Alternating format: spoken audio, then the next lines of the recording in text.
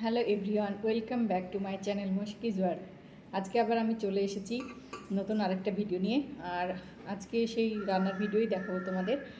আর আজকে আমি রান্না করব একটা পুডিং বানাবো আর কি। তো রমজান মাস চলছে, সবাই চায় একটু ঠান্ডা বেশ আরামদায়ক খাবার খেতে। তো ডেজার্ট হলে তো একটু ভালোই হয়। তো আজকে সেই রমজানে প্রাণ জুড়ানো একটা ঠান্ডা ডেজার্ট বানিয়ে তোমাদের দেখাবো। তো দেখতে থাকো ফুল ভিডিওটি। আর তার আগে তোমাদের দেখিয়ে নিই যে আমি যে পুডিংটা বানাবো সেটা বানানোর জন্য আমার কী কী উপকরণ প্রয়োজন। তো চলো। তো এই পুডিংটা বানানোর জন্য একদম অল্প উপকরণ প্রয়োজন। সেটা হচ্ছে দুধ, ডিম, ঘি আর নিয়েছি নলেন গুড়। তো এখানে 250 গ্রাম মতো দুধ নিয়েছি আমি। আর দুধটা এলাচ দিয়ে ভালো, যদি বাড়িতে ভ্যানিলা এসেন্স থাকে তাহলে সেটা ইউজ করতে পারো, কারণ এখানে ডিম ইউজ হবে, তো ডিমের স্মেলটা তাহলে আসবে না। যেহেতু আমার ছিল না, তার জন্য আমি এখানে এলাচ ইউজ করেছি। আর এই যে নলেন গুড়টা ভালো করে মেল্ট করে নিতে হবে, যেমন ক্যারামেল বানাই সেভাবে। এখানে চিনির ক্যারামেল ইউজ করতে পারো, কিন্তু যেহেতু নলেন গুড়টা আমার ভালো লাগে আর ফ্লেভারটাও খুব সুন্দর আসে, তার জন্য আমি এখানে নলেন গুড়টা ইউজ করছি। আর নিয়েছি ঘি। তো চলো এবার প্রসেসিংয়ে আসা যাক। তো তো এখানে যে দুধটা নিয়েছি, দুধটা ভালোভাবে ফুটিয়ে ঠান্ডা করে নিতে হবে। আর ডিমটা যদি ফ্রিজে থাকে তো আগে থেকেই বের করে রাখতে হবে, যাতে ঠান্ডা ভাবটা কেটে যায়। আর যদি নর্মাল বাইরে থাকে তো কোনো ব্যাপার নেই। আর দুধ যদি ঠান্ডা না করে ডিমটা মেশানো হয় তাহলে কিন্তু দুধটা কেটে যাওয়ার সম্ভাবনা আছে। তো চলো এবার আমরা দুধ আর ডিমটা মিশিয়ে দিই ভালোভাবে।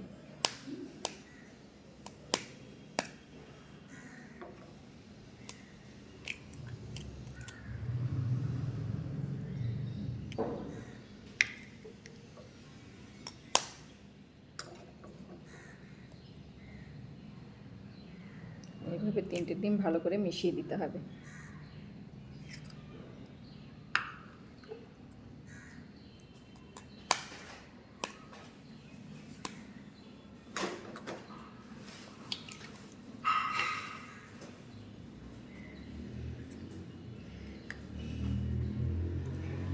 এবার এটা ভালো করে ঘুটে নিতে হবে, মানে পুরো মসৃণভাবে মিশ্রণটা বানাতে হবে।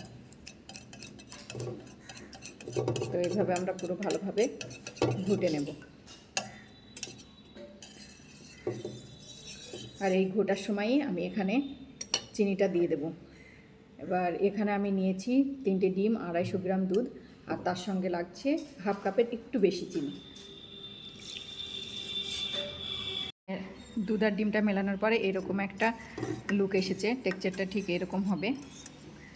তো এবার আমি যে পাত্রে পুডিংটা বানাবো সেই পাত্রেই ছেঁকে নেব ভালোভাবে ছেঁকে নিলে এই যে আঁশের মতো যেগুলো আছে সেগুলো আটকে যাবে। আমি যেটা করব, ঘিটা নিয়ে ভালো করে এই পাত্রের গায়ে মাখিয়ে দেব, তাহলে ঘিয়ের সুন্দর একটা গন্ধ বেরোবে, তার সঙ্গে পুডিংটা ওঠাতেও সুবিধা হবে। তো চলো পাত্রের গায়ে পুরো ঘিটা মাখিয়ে নিই।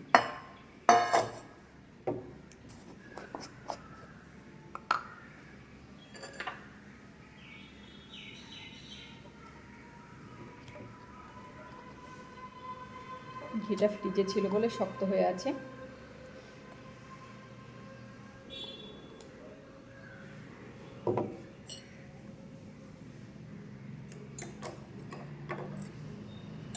ওই যে এভাবে হাত দিয়ে ভালোভাবে মেল্ট করে লাগিয়ে নেবে পাত্রের গায়ে।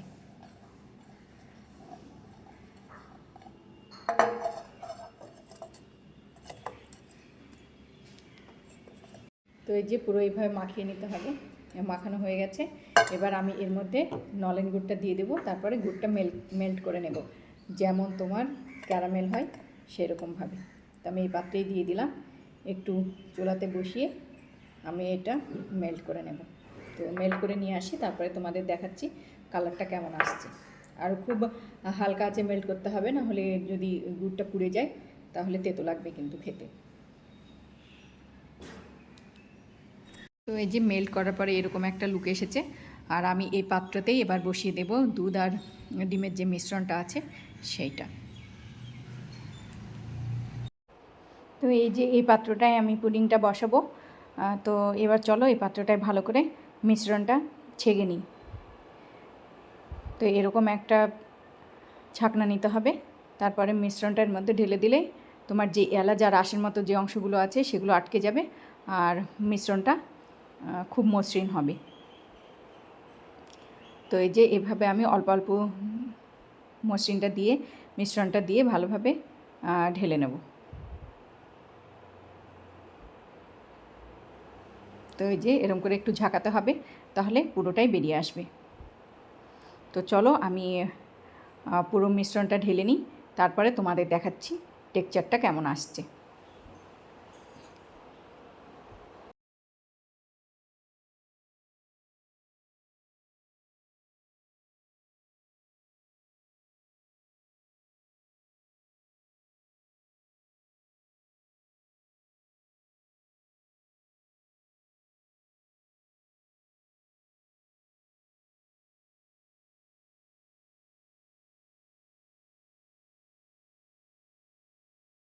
তো এইভাবে যে ঢেলে নিতে হবে, তারপরে হাত দিয়ে হালকা একটু ঝাঁকিয়ে নিতে হবে।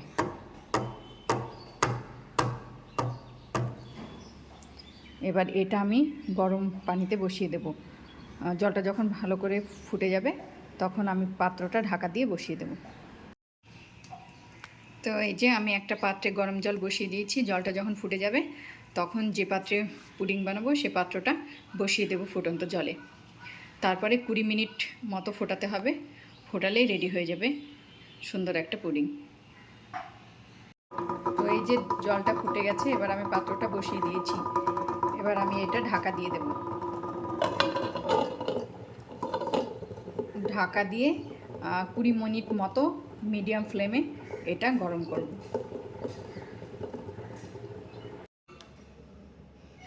তো এই যে পুডিং রেডি। পুডিংটা হওয়ার পরে আমি এটা ঠান্ডা করতে দিয়েছিলাম ফ্রিজে। ঠান্ডা হওয়ার পরে আমি বের করে নিয়ে আসছি। তো এই যে ভেতরের লুকটা এরকম হয়েছে। এবার এটা আমি একটা পাত্রে সার্ভ করব। তো এরকম একটা পাত্র নিয়ে নিয়েছি। প্রথমে ধারগুলো একটা ছুরি দিয়ে হালকাভাবে আলতোভাবে তুলে নিতে হবে, তারপরে এটা ঢালতে হবে, তাহলে সুন্দরভাবে বেরিয়ে আসবে।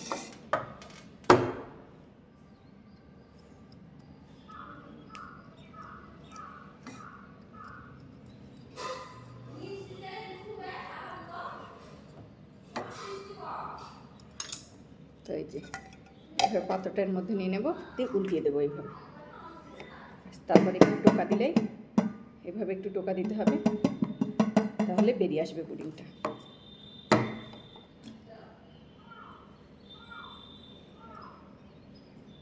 তো এই যে আমি এখানে নিয়ে নিয়েছি। এবার তোমাদের ব্যাক ক্যামেরায় একটু ভালো করে দেখাচ্ছি। হয়েছে, দেখো কি সুন্দর লুকটা এসেছে। এই যে এরকম। এবার তোমাদের একটু কেটে দেখাচ্ছি ভেতরটা কেমন হয়েছে।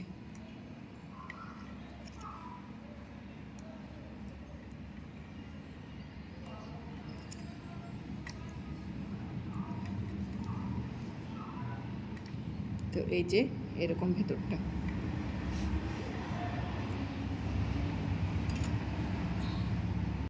তো চলো ভিডিওটা আজকের মতো এখানেই শেষ করছি। দেখা হবে আবার নেক্সট ভিডিওতে। সে পর্যন্ত সবাই ভালো থাকবে, সুস্থ থাকবে। টাটা।